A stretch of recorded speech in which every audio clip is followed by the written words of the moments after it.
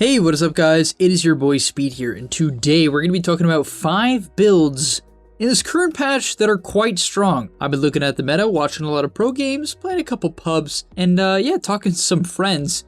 And I've gotten a lot of ideas. I've gathered a lot of ideas, so I got 5 heroes here. I've also got the items that you should build on these heroes. So yeah, if you're excited for this video and you want more of these type of videos, if you could click the like button, subscribe, and of course sign up to the gameleap website. Honestly though, we do put a lot of work in. The content over there is honestly fantastic, and so yeah, you definitely won't regret it. But alright, let's hop right into it without further ado, and let's start at number 1 with BLOODSEEKER. So BLOODSEEKER right now is a hero that I think is insanely good in your average pub.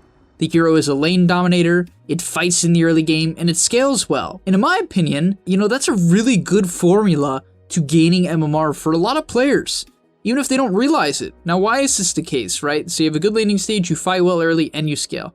Well, obviously it sounds good. It's like, oh wait, doesn't that mean you're just good at every point in the game? Yes. Now, of course, you still are, you know, countered by certain heroes in the late game, right? So you don't outscale everyone. BLOODSEEKER is not the #1 scaling hero in Dota, but with some of the changes, he does scale well, and let's talk about that. So here's what you want to do, okay? At level 1, you can either take Bloodright or Thirst. Now, in this recent patch, they hard buffed Thirst. It gives you a lot of HP when you last it. Gives you a lot of HP. The Q was buffed, the attack speed was buffed, the spell amp is quite high, goes all the way up to 30. And the big thing is that Bloodright was nerfed. So basically, Valve said this hero shouldn't be an offlaner. It should be a safe laner that has to get CS. And so that's what you play around. So you build the new Orb of Corrosion.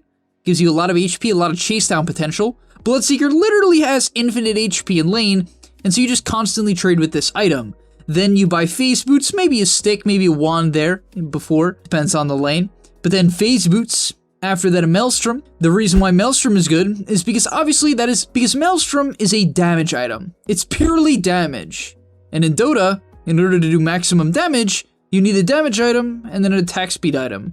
On top of that, your Q, your Blood Rage, amps spells as well, and Maelstrom procs are included in that, which is quite nice. After the Maelstrom, you typically want to go for Sanch Yasha. This is a very popular item in the patch. Now that it gives a 25% status resist, it's really nice. It just feels like the item to go if you want to be tanky, but you don't want to buy a BKB in the early game. And I think for BLOODSEEKER, that makes a lot of sense. You can go phase Maelstrom in the BKB if it's a really bad BLOODSEEKER game. They just have so much magical damage.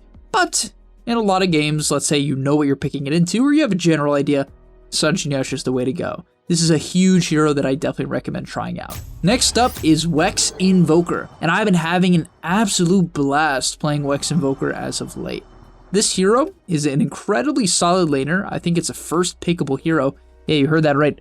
INVOKER, first pickable. In the past, it was funny. Anytime I was gaining MMR, like playing solo queue, I guess losing MMR too. Whenever I would see an early pick INVOKER, I would either pick DK and completely out CS him, or I'd pick like Viper, sometimes Monkey King, and just kill him a million times. Like, those are my counters to INVOKER. And now I feel like Wex is just incredibly versatile. If it's a run at you hero, you can easily get them off of you. If it's a chip damage hero like Quap, you just completely out-sustain it. If it's a hero like Storm, you provide good control and you can actually harass them out of the lane because of your sustain. And now why is this hero good at Wex now? Well, nothing crazy changed. But what I want to say is I'm a big fan of Witchblade on Wex INVOKER. This is the item that when you auto-attack someone, you actually get a slow and a damage tick over time. Now, yes, that is good with Cold Snap, but that's not really the main reason, and let's talk about it. So, the item build you want to go is Null, into Urn, into Phase. Sometimes you can go Phase before the Urn. I'm personally more of a fan of going Urn before the Phase and just sitting mid, draining the enemy mid's mana, or anyone's mana, anytime they approach. But getting back to the point, you go Phase, then into Witchblade, sometimes a wand, if it's good for the game. But Witchblade gives you attack speed, projectile speed, intelligence, and then obviously the active. And yeah, the active really allows you to actually kill people because Wex INVOKER lacks a bit of damage. He needs a damage item. And in the past, it's like, on Wex INVOKER, what is my damage item? I guess it's Spirit Vessel, but that item has been nerfed pretty hard, and it's not always that good. Witchblade is that really nice balance item where, you know, I guess you're not really committing to an Orchid. It's a lot more consistent than an Orchid. Sure, it could be purged, but people don't really buy purge items for Witchblade, and so it's pretty consistent how much damage you can do. The slow also allows you to stay on top of people, which basically guarantees a kill if you Cold Snap, Alacrity, and Witchblade. Next up on the list is Troll AGHS. So here's what his axes do. It causes ranged axes to dispel enemies, it reduces the cooldown, and mana cost. That's on the ranged ones, right? The ones you throw to slow people. Then on the melee ones, the one that give mischance, it causes melee axes to dispel Troll Warlord, it reduces the cooldown and mana cost. Now, why is this insane? Well, it's insane, obviously insane, because it basically makes your Whirling Axe's mischance an 100% uptime, okay? Right, it's at 100% uptime. You can dispel yourself, which is a big deal for a hero like Troll, right? This hero is constantly getting kited, especially if you ulti, right? If you ulti, you can't pop Manta, you can't pop BKB, you can't pop whatever you want to pop, but you can pop Whirling Axes, and you can dispel yourself, which means you're significantly harder to get kited. For instance, let's say you're playing against a Pugna, and you Troll ulti. In the past, I mean, I hope you're BKB'd, otherwise your whole ulti is getting kited. Now you can completely purge it. This is also incredibly good for farming. On top of that, let's say you're playing against a Magnus Ogre team comp, and there's a PA who's mega buffed. You can literally just purge both Empower and Bloodlust with your W on a low cooldown. It's pretty ridiculous. And so yeah, the build here is as follows. So no laning stage is standard troll items. I like Treads, a Wraithband, Wand, maybe raindrops for a little bit of mana there. Then after that, you go Maelstrom. After that, straight into the AGHS. It's a really nice, like, magical damage sort of build, but you'll realize that you right-click really hard considering you can actually stay on top of people. Next up on the list is Mid-Shadow Shaman. And Mid-Shadow Shaman is, honestly, it's a hero that I've been experimenting with. I've played 2 games myself, and both games had a very similar outcome, so I'm learning and I'm gonna make a guide on it eventually, probably for the website. But here's what I learned about Mid-Shaman. The hero early on into the game is pretty miserable. If you don't have snakes, you don't do much. Shackles and Hex are awkward to use. Aether Shock is a mediocre nuke. It's too high of a cooldown for it to be as spammable as, for instance, Lena's Dragon Slave for farming. Your hero's attack range is horrible, so it's very hard to fight, right? You have to, like, it's like playing Leshrac, sort of, right? You have to get in people's faces, but you're really squishy. Heroes like that are always really, really hard, right? It's the reason why Leshrac has such a low win rate in most pubs. It's hard. However, this hero's late game is ridiculous. It is so crazy. The shard is nuts. Now here's why the shard is nuts. You might be saying, oh, speed, I get it. You just shackle people from further away because it gives you 150 extra cast range and you can kill people with snakes. But actually what it's really good at is farming. Yeah, you heard that right, farming. Because what you do is you walk up to the wave, you shackle it, it puts down the snakes, you Aether Shock, and that will clear out the wave. So previously, Shaman didn't have a good way to do this. I mean, you could buy Meteor Hammer, I guess. But most of the time, you'd have to Aether Shock the wave, and then with your miserable attack range, walk basically into melee range and try to finish it off. But that's no longer the problem, so you're really good at split pushing. And then yeah, late game Shaman, he just has really good talents. Cast range, ward HP, shackle duration, whatever you want. You know, ward damage.